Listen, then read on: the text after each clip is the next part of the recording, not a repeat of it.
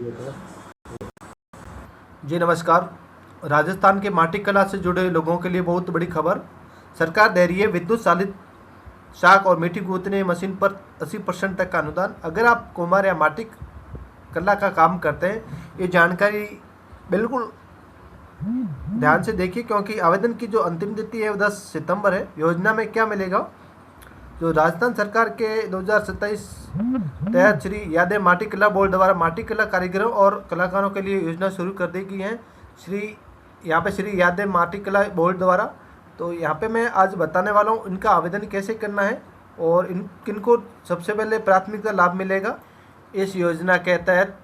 मतलब यहाँ पे जो आपके विद्युत चालित साग और मिट्टी गूंथने की मशीन उपलब्ध कराई, जिसमें आपको गवर्नमेंट द्वारा 80% सब्सिडी और 20% आपको ही मतलब स्वयं को राशि देनी पड़ेगी।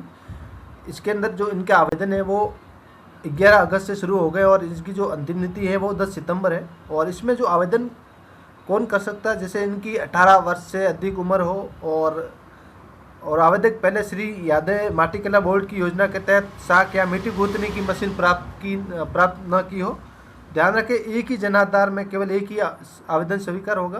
तो यहाँ पे सबसे पहले आपको एसओसो के माध्यम में आई मित्र माध्यम से फॉर्म भरे जाएंगे। तो सबसे पहले आपको राज्य सरकार की यहाँ पे आपको क्लिक करना है। क्लिक जैसे आप करोगे तो आपके सामने यहाँ पे डैशबोर्ड खुल जाएगा। आवेदन करने से पहले यहाँ पे मैं आपको बता देता हूँ, इस योजना में जो प्राथमिकता दी जाएगी, पहले दिव्यांग जो आवेदक हैं उनको, तो बाकी जैसे एकल महिला है या विधवा महिलाओं को, और तीसरा है जो राजीविका सेल्फ हेल्प ग्रुप से जुड़ी महिलाओं को इसमें प्राथमिकता दीजिए। इसके अंदर आपको पता है ration card, Jan Aadhaar document लगेंगे। और आवेदन आपको मैंने पहले से बता दिया, एसओसो आईडी या ई मित्र के माध्यम से होगा।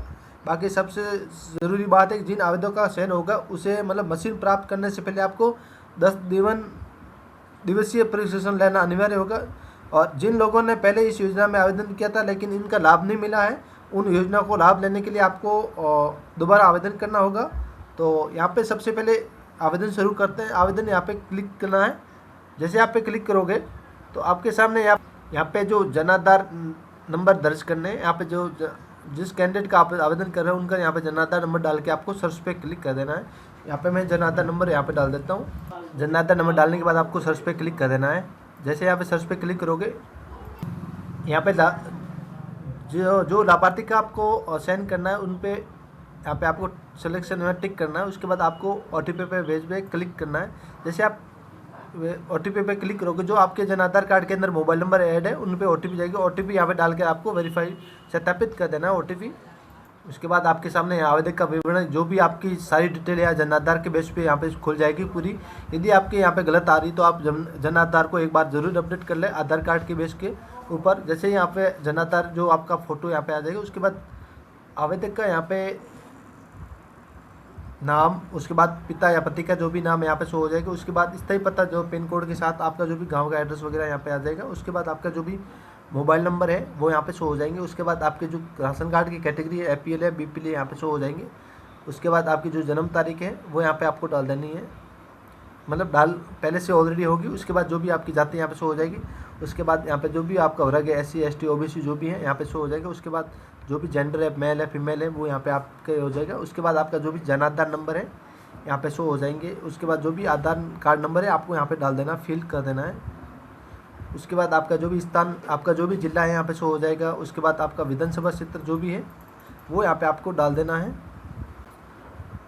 उसके बाद विशेष योगदान, मतलब आप विकलांगता जो भी आप यदि है, मतलब आपके कार्ड बना रखा है तो आपको यस करना, नहीं तो यहाँ पे नो कर देना है।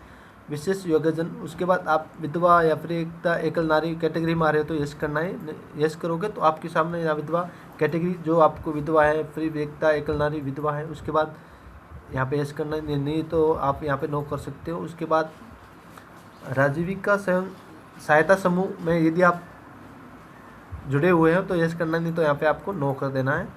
उसके बाद शैक्षणिक योग्यता आपकी क्या है, वो यहाँ पे अनपढ़ है, साक्षर जो भी है आपको डाल देना है। यदि आपने 10वीं कर रखी है, स्नातक जो भी है। उसके बाद वर्तमान में परंपरागत साख पर कार्य कर रहे हैं तो यस करना है, नहीं तो यहाँ पे नो कर देना है। उसके बाद क्या आप आवेदक ने पूर्व में केंद्र सरकार या राज्य सरकार की किसी अन्य योजना में विद्युत सालित शाक या प्राप्त किया तो यस करना है, नहीं तो यहाँ पे नो कर देना। उसके बाद मीठी गूंदने की मशीन प्राप्त की तो यस करना है, नहीं तो यहाँ पे नो कर देना आपको ऑलरेडी। उसके बाद आवेदन कैटेगरी आपको केवल विद्युत चालित शाक में आवेदन करना है या केवल मिट्टी गूंदने की मशीन, उसमें जिसको अलग अलग ये दोनों में करना है तो विद्युत चालित शाक या मिट्टी गूंदने मशीन दोनों को यहाँ पे क्लिक कर देना है। उसके बाद क्या आवेदक के पास केंद्र सरकार या राज्य सरकार द्वारा आर्टिन कार्ड बना रखा है तो यस करना है, नहीं तो यहाँ पे आपको नो कर देना है। जैसे उसके बाद आपके सामने दस्तावेज मांगे जाएंगे या जो व्यवसाय सत्यापन दस्तावेज जो आपको यहाँ पे फॉर्मेट अलग से आपको वीडियो या पटवारी से सिग्नेचर करके यहाँ पे अपलोड करना होगा। उसके बाद आपको यहाँ पे आधार कार्ड की PDF अपलोड करनी है। उसके बाद यदि आपके पास राशन कार्ड है तो आप अपलोड कर सकते, नहीं तो कोई ज़रूरी नहीं, बाकी जाति प्रमाण पत्र वगैरह है। और यहाँ पे मैं आपको फॉर्मेट दिखा देता हूँ एक बार। यहाँ पे जो श्री यादव माटी कला बोर्ड के लिए जो राज्य सरकार की 80% अनुदान योजना के तहत आपको आवेदक का नाम, यहाँ पे फ़ोटो, यहाँ पे आपको चिपका देना। उसके बाद आपका जो भी पिता या पति का नाम है, जन्म तारीख, मोबाइल नंबर वगैरह, पता जो भी आपका वो डाल देना। उसके बाद यहाँ पे कैंडिडेट का आधार नंबर, जन आधार नंबर यहाँ पे डाल देना है। यदि आपने पूर्व में इस योजना का लाभ ले रखा है तो वो क्रमांक नंबर डाल देना। और आवेदन किया था उसका लाभ नहीं मिला बट उसका क्रमांक नंबर यहाँ पे डाल देना। यदि आपके पास राशन कार्ड नंबर है जैसे BPL, अनोदय वगैरह है। उसके बाद आपने केंद्र सरकार या राज्य सरकार द्वारा आर्टिजन कार्ड बना रखा है तो इसके नहीं तो आपके फोटो कॉपी यहाँ पे संकलन करनी होगी। यदि नहीं है तो यहाँ आपने डालना कुछ नहीं। यदि दिव्यांगजन यदि हाँ है तो यस करना, नहीं तो यहाँ पे नो कर देना। उसके बाद आप विधवा कैटेगरी या एकल नारी में आ रहे हो तो यस करना, टिक करना। उसके बाद आपकी शैक्षणिक योग्यता क्या है या आपने जो भी है वो यहाँ पे डाल देना। वर्तमान में शाक पर कार्य कर रहे हैं वो नहीं कर रहे वो यहाँ पे डाल देना। उसके बाद क्या आवेदन ने पूर्व में केंद्र सरकार या राज्य सरकार की किसी भी अन्य योजना में लाभ ले रखा है तो यस करना है, यहाँ पे हाँ लिखना है। उसके बाद यहाँ पे जो आवेदक के जो श्रेणी है वो विद्युत चालित शाक प्राप्त है तो आवेदन कर रहे हो यहाँ पे टिक करना है। यदि दोनों में कर रहा है तो यहाँ पे दोनों को खाली छोड़ देना है, यहाँ पे टिक तीसरे पे नंबर पे करना है। उसके बाद मैं शपथ घोषणा करते हुए मेरे द्वारा जो भी जानकारी दी गई वो सत्य है। यदि गलत पाए जाने पर आवेदन निरस्त किया जाएगा। प्रशिक्षण पूर्व में 20% हिस्सा मैं जमा करवाऊंगी और बाकी जो प्रमाणित किया वही नाम यहाँ पे डाल के आपको राजपत्री जो भी आप ग्राम विकास अधिकारी वगैरह उनका मतलब यहाँ पे सिग्नेचर करके फिर अपलोड करना है। और ये सारी डिटेल डालने के बाद आपको यहाँ पे टिक करके जो भी यहाँ पे आपको सबमिट कर देना। सबमिट करने से पहले आपको मैं बता देता हूँ, अगर आपके परिवार में कोई माटी कला या काम करता है ये जानकारी जरूर शेयर करना।